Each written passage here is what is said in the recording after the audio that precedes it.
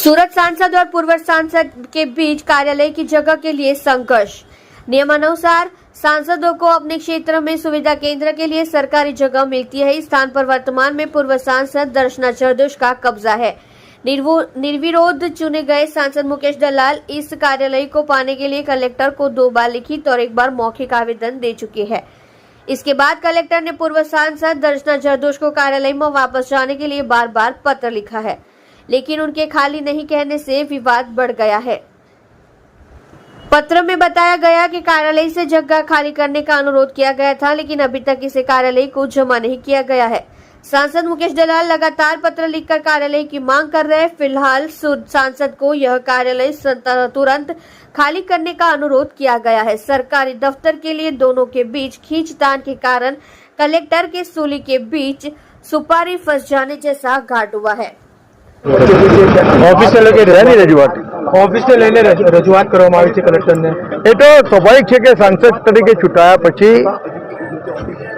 Facility centre માટે સરકારી guidelines પ્રમાણે સાંસદશ્રીને ઓફિસ માટે કાર્યાલય માટે જગ્યા ફાળો ફેસિલિટી સેન્ટર માટે જગ્યા ફાળવવાની હોય તે મેં માંગણી કરી હતી।